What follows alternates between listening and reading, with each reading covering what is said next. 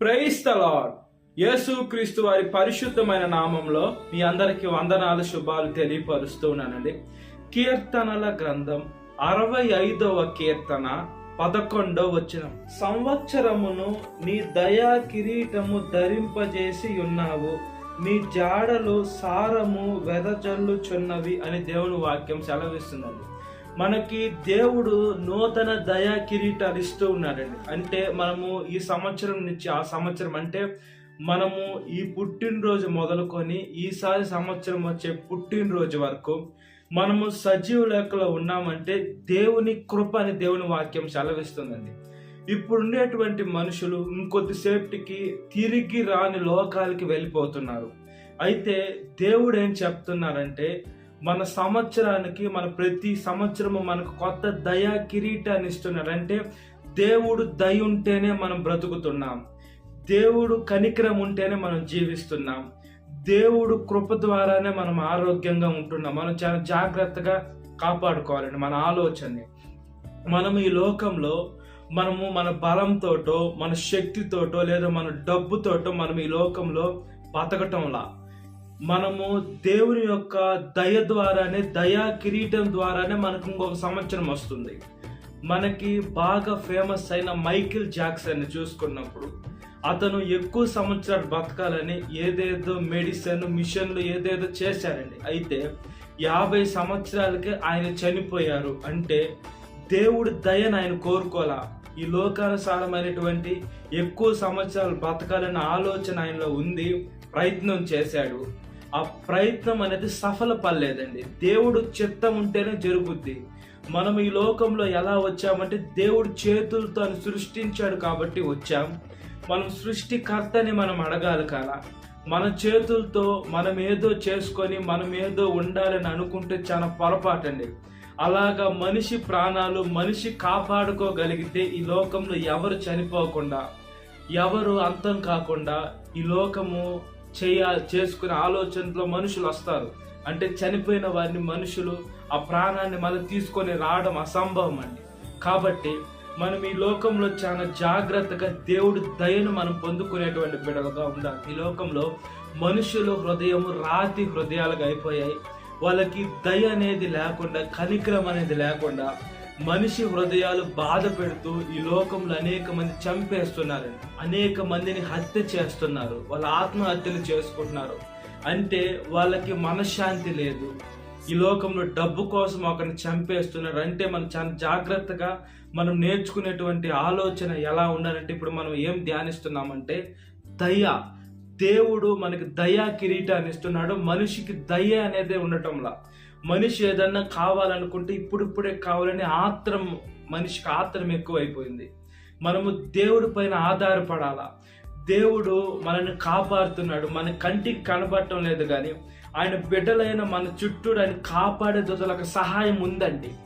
మనకి యాక్సిడెంట్లు కలగకుండా, మనం ఏదో ఇబ్బందులు పాడు కాకుండా మనకు ఆరోగ్యంగా ఉన్నామంటే దేవుని కృప.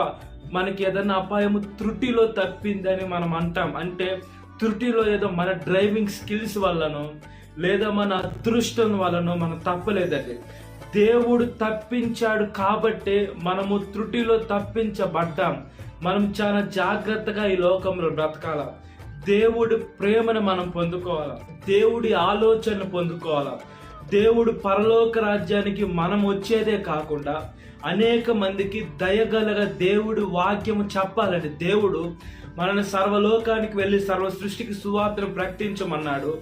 దేవుడు మనకి దయతో దయా కిరీటాన్ని ఇస్తే ఆ దయను మనం పొందుకుంటున్నాం, కానీ ఇతరులకు ఆ దయామయుడు గురించి చెప్పేటువంటి బిడ్డలుగా ఉండాలి. ఎప్పుడైతే దయామయుడు గురించి, యేసుక్రీస్తు వారి గురించి చెప్తామో అప్పుడు వాళ్ళ హృదయాలు మారు మనసులోకి వస్తాయి. వాళ్ళు నీటి బాప్తీసం తీసుకునే అవకాశం ఉంటుంది. సత్యదేవుడి వైపు, నిత్యదేవుడి వైపు ప్రేమ కలిగిన యేసుక్రీస్తు వారి మార్గంలో వాళ్ళు నడిచేదానికి సువర్ణ అవకాశం ఉంటుందని. ఈ లోకంలో వెళ్ళి వాళ్ళ గురించి వీళ్ళ గురించి మాట్లాడి టైం వేస్ట్ చేసుకోకుండా మనం యేసుక్రీస్తు వారి సత్యవాక్యాన్ని చెప్పాలండి. వాళ్ళకి నిత్య వాక్యాన్ని చెప్పాలా. మనం ప్రేమ కలిగిన దేవుని సేవిస్తున్నాం, మనము పరిశుద్ధుడైన దేవుని సేవిస్తున్నాం. మన ప్రతి ఒక్క పాపాలు ఆయన స్వయంగా ఆయన రక్తంతో కడిగిన దేవుణ్ణి సేవిస్తున్నాం. ఈ లోకంలో దేవుళ్ళు అనే పిలువబడే ఎవరికి దేవుడు లాగా యేసుక్రీస్తు వారిలాగా దయ అనేది లేదండి. వాళ్ళు ఏదో ఒక బలి ఇవ్వమంటారు, లేదా వాళ్ళ డబ్బు కోసం ఏదేదో చేస్తారు. అయితే యేసుక్రీస్తు వారిలాగా ఈ లోకంలో దేవుళ్ళు అని పిలువబడే వారికి దయ అనేది లేదు. యేసుక్రీస్తు వారు నిజమైన దేవుడు కాబట్టి దేవుడే స్వయంగా వచ్చి ఆయన శరీరాన్ని మన కోసం పణంగా పెట్టి ఆయన ప్రాణాన్ని పెట్టి ఆయన రక్తంతో కడిగి వేశాడంటే దేవుడు ఎంత దయామయుడు. మనకి దయా కిరీటాన్ని ఇస్తున్నాడు. అంటే మనం ఈ లోకంలో బ్రతికున్నామంటే దేవుని కృప, మనం సజీవ లెక్కలో ఉన్నామంటే దేవుని కృప. ఈ శరీరంలో ఉండే ఆత్మ దేవుడి దగ్గరికి, అంటే మన శరీరంలో ఆత్మ చనిపోవాలంటే దేవుడి దగ్గరికి వెళ్ళినప్పుడు ఈ శరీరం ఒట్టిదైపోతుంది కాబట్టి అప్పుడు చనిపోతాము అని అంటారు. ఈ ఆత్మ మన శరీరంలో ఉండాలంటే దేవుడు ఉంచితేనే శరీరంలో ఉంటుంది. ఈ ఆత్మ దేవుడు ఎప్పుడైతే రా నా దగ్గరికి అని పిలుచుకుంటాడో అప్పుడు మనము చనిపోయేటువంటి బిడ్డగా అయిపోతాం. అయితే ఇప్పుడు ఈ శరీరంలో ఆత్మ ఉండాలంటే దేవుని యొక్క దయ ద్వారానే ఉంటుంది. దేవుడు మనకు దయనిచ్చాడు కాబట్టి దేవుడి గురించి మనము దేవుడికి ఏం చేస్తున్నాం, మనము బ్రతికున్నామంటే దేవుడికి ఉపయోగపడుతున్నామా? దేవుడికి ఉపయోగపడని మన బ్రతికి ప్రయోజనం ఉండదండి. మనం ఈ లోకంలో ఎందుకు బ్రతికున్నామంటే దేవుడి గురించి చెప్పాలా. పరలోక రాజ్యం మన గురి. ఆ గురిని మనం ఎప్పుడైతే తప్పుతామో మనం ఖచ్చితంగా నరకంలోకి వెళ్తాం. కాబట్టి మనం ఎన్ని సంవత్సరాలు బ్రతికినా, ఈ లోకంలో మనం 70, 80, 100 ఎక్కువ సంవత్సరాలు బ్రతికినా కూడా మనము దేవుడి మార్గంలో నడవకుంటే నరకానికి వెళ్తాం. కాబట్టి మనం బ్రతికినా కూడా చచ్చిన వారితో సమానం. దేవుడు దయా కిరీటాన్ని ఇస్తున్నా కూడా ఆ దయని మనం పొందుకోవటంలా మన పరలోక రాజ్యానికి రావాలన్న ఆలోచన లేదు.